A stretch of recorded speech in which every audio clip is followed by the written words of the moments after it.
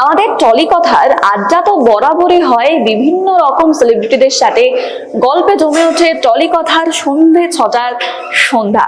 তবে আজ যার সাথে আড্ডা দিতে চলেছি তাকে এবার আপনারা দেখতে চলেছেন একটু অন্য ভূমিকায়। অভিনয় থেকে পরিচালনা সবেতেই তার দক্ষতা রয়েছে, তবে তাকে এবার দেখবো একটু অন্য ভূমিকায়। কোন ভূমিকায় দেখবো আর কে রয়েছে আজকে আমার সাথে টলি কথায়, সেটা জানতে হলে অবশ্যই নজর রাখতে হবে। দেখাবো কে রয়েছে আজকে টলি কথায়। তার আগে বলি, আজকের এপিসোডটি আমাদের নিবেদন করছে দি শাহেনশাহ, উত্তর কলকাতার শ্যামবাজার, রকমারি শাড়ি ও পাঞ্জাবির হাট।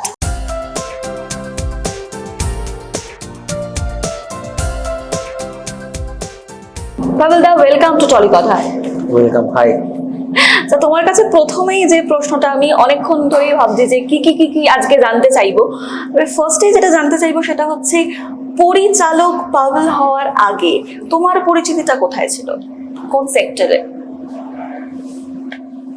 আমি খুব পপুলার ছিলাম, আমার পাড়ায় সব জায়গায় সব মহলেই খুব পপুলার ছিলাম। খুব পাড়ায় পপুলার ব্যাপারটা কিরকম? পাড়ায় পপুলার হচ্ছে রাত্রিবেলা কেউ মারা গেছে লোক লাগবে আমি, কেউ হসপিটালে হয়ে গেছে ব্লাড দরকার আমি, মেয়েরা নাচের কম্পিটিশনের জন্য প্রিপেয়ার হচ্ছে আমি কি পছন্দ করি আমি, পাড়ায় নাটক হচ্ছে আমি, পাড়ায় ডিবেট আমি, এক্সটেম্পো আমি, অন্তাক্ষরী আমি, দুর্গাপুজোর প্যান্ডেল আমি, সরস্বতী পুজোর প্যান্ডেল আমি, ক্রিকেট ম্যাচ আমি, ক্ষেত খেলা আমি, মারপিট আমি, গুন্ডাগিরি আমি। তো আমার পাড়ায় ছোটবেলা থেকে আমি ছিলাম।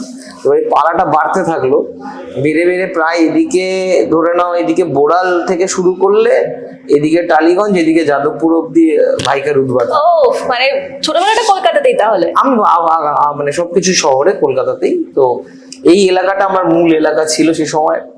আমি কম্পিটিশনে ফোন করে জিজ্ঞেস করতাম প্রাইস কি আছে তবে যাবো। মানে আলাদাই একটা। আমি এবিটি এর চ্যাম্পিয়ন ছিলাম, ডিবেটে, এক্সটেম্পোয়, তাৎক্ষণিক বক্তৃতায়, অনেক কিছুতে এবিটি, এবং 1-2 বছর নয়, ব্যাক টু ব্যাক ইয়ার।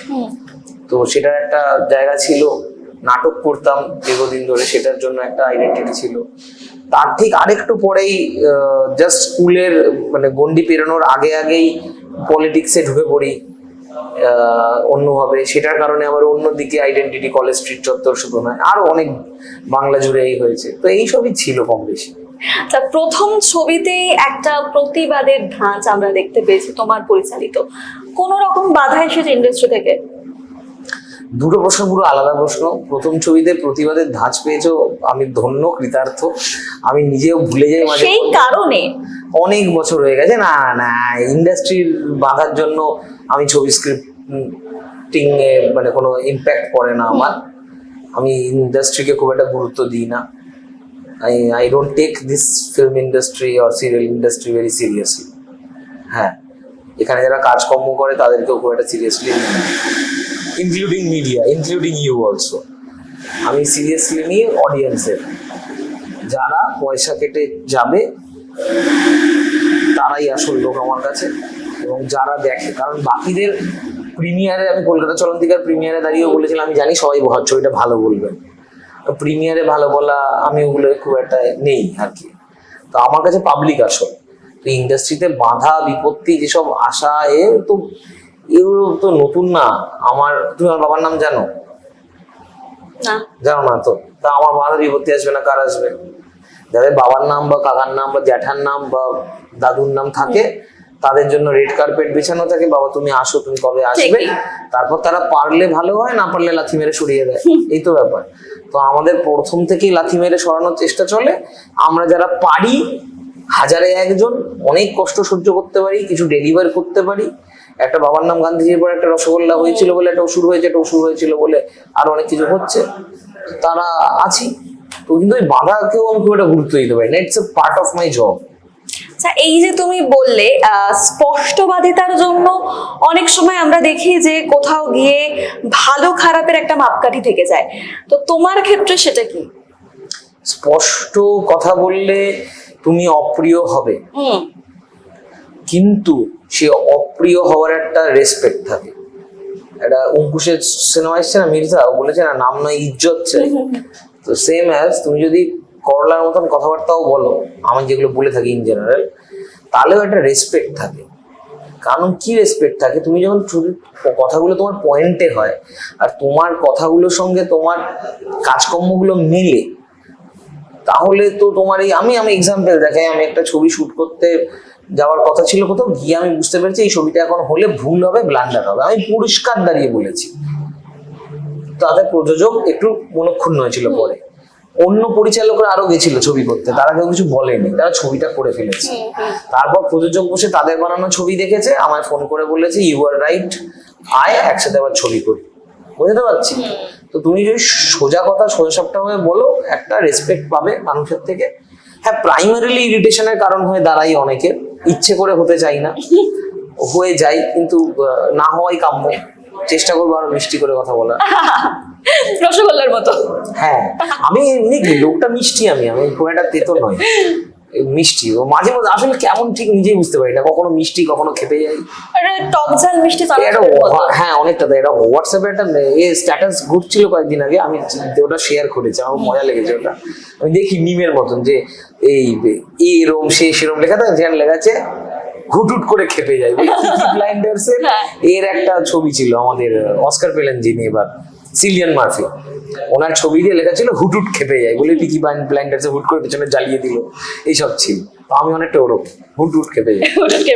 আচ্ছা, পরিচালকের চোখ দিয়ে অভিনয়ের মাপকাঠিটা কিরকম লাগলো যখন নিজে অভিনয় করলে? আমি তো প্রথম অভিনয় করিনি, আমি তো বরাবর আগে নাটকে অভিনয় করতাম। অভিনয়টা আর সবচেয়ে বড় কথা, আমি যখন সিনেমায় অভিনয় মানে ডিরেক্ট করি, আমি তো লিখি অভিনয় করে করে। যেমন ধরেন উজন ডায়লগ বলছে হাতটা এরম মারছে, তার আগে আমি 14 বার হাতটা এরম মেরে ফেলেছি, মেরে ওকে বলছে হাতটা এরম হবে। বুঝতে পারছি? তো সেই ক্ষেত্রে অভিনয় করাই থাকে। এবার ক্যামেরার সামনে করা সমস্যা, প্রথমের দিকে একটা জিনিস ছোট্ট হচ্ছিল, সেইটা হচ্ছে যে আমি পাভেলকে পাচ্ছিলাম না। কারণ যেই অভিনয় করে তারা অনেকটা রিল্যাক্স হয়ে করে, জানে পেছনে পাভেল আছে বা পাভেলদা আছে ক্যামেরার পেছনে, ভুল হলে এই দাঁড়া, এটা না ওটা না। এবার আমি যখন করছি আমার পেছনে তো পাভেল নেই, তো এক্সট্রা যে সাপোর্ট গুলো সেই জায়গাগুলো মিস করছিলাম কিছুটা, কিন্তু আস্তে আস্তে মজা পেয়ে গেছি, সেট হয়ে গেছে। আর আমি ঋদ্ধির কথা বলতে পারবো, আমার কো অ্যাক্টর ছিল, এত কোঅপারেটিং কো অ্যাক্টর, ও এত ভালো ছেলে ও, তার জন্য আমার কাজটা অনেকটা সোজা হয়ে গেছে ডিরেক্টর হিসেবেও এবং অভিনেতা হিসেবেও ওই ছবিতে। এই জন্য এইটাই। আচ্ছা, কিছুদিন আগে যেটা আমি দেখলাম, আমি নিউজে বেসিক্যালি দেখেছি যে সোনাম ওয়াংচুকের সাথে তুমি দেখা করেছো। তো এই যে এই দেখাতে কি নতুন কিছুর পরিকল্পনা তোমার মাথায় এলো? আমরা কি বাংলায় এরকম কোনো কাজ দেখবো? বাংলায় ঠিক না, গোটা ভারতের একটা কাজে দেখবে। সেটা হচ্ছে আমি খুব কষ্ট পাচ্ছিলাম, উনি অনশনে বসেছিলেন, রোজ মোবাইলে দেখতাম, এখানে দেখতাম কেউ কোনো পোস্টও করছে না, বাংলায় কারোর মাথা ব্যথাও ছিল না। আমার খারাপ লাগতো রোজ। 3 Idiots আমার পছন্দের ছবি, সেই কারণে নয়, পুরো ব্যাপারটা নিয়ে। আমার একটা নামের ভেতরে কল এলো যে না ভাই, তোর দেশ, তোর কিছু করা উচিত। আমি চলে গেলাম, আমি সলিডারিটিতে ওনাদের পাশে দাঁড়ালাম, সাপোর্ট করলাম, কথা বললাম, বুঝলাম কি কি সমস্যা কি হচ্ছে। হয়ে মনে হলো যে এটা শুধু বুঝে তো খালাস হয়ে লাভ নেই, আরো কিছু করা যায়। তো একটা ইন্টারভিউ নিলাম ওনার, লম্বা, ভালো হলো। তখন বাকিরাও বললো যে একটা ইউটিউব চ্যানেল করলে কেমন হয়। তো আমি একটা ইউটিউব চ্যানেল আমার আসছে, কিন্তু সেটা ভাষা বাংলা নয়, আমি দুঃখিত তার জন্য, ভাষা ইংরেজি এবং হিন্দি। এবং এখানে মূলত গোটা দেশের বিষয় হবে, শুধু বাংলার নয়। যেমন সোনাম ওয়াংচুক তো লাদাখ, এরপরে হবে রাস্কিন বন্ড, আচ্ছা, তারপরে হবে ধরো অভিনয় পাঠক, তারপরে হবে ধরো আরো এরকম কেউ। এবং এখানে গোটা দেশটাকে আমি দেখবো আমার চোখ দিয়ে, এবং দেশের কাণ্ড কারখানা, যা ভালো লাগবে বলবো, যা খারাপ লাগবে বলবো। এটা আবার তোমার একটা অন্য একটা দিক আমরা দেখবো। এটা আমার একটা অন্য দিক। আমি তো পলিটিক্যালি খুব কনসিয়াস ছিলাম একটা সময়, এখনো আছি। আগে প্র্যাকটিক্যালি মাঠে ঘাটে নেমে রাজনীতির কাজকর্ম কিঞ্চিত করেছি ছোটবেলায়, তো সেটারই একটা অন্য খোঁচা অন্যভাবে বেরিয়ে আসছে। জানতে পারলাম যে বিক্রমের সাথে তোমার কাজ আসছে, জুটি বাঁধছ। হ্যাঁ হ্যাঁ হ্যাঁ, বিক্রম আমার জুটি অনেক আগেই বাঁধা হয়ে গেছে আমাদের। আমরা খুব ভালো বন্ধু, আমি অঙ্কুশ বিক্রম, আমরা তিনজনই ভালো বন্ধু। তো আমি আর বিক্রম প্রচুর সময় কাটাই একসঙ্গে, যখনই ফাঁকা থাকে আমরা সিনেমা নিয়ে আলোচনা করি, অনেক কিছু করি। তো আমার একটা স্ক্রিপ্টও আছে, সেটা নিয়ে প্ল্যানও চলছে, খুব শিগগিরই, মানে দিনের অপেক্ষা।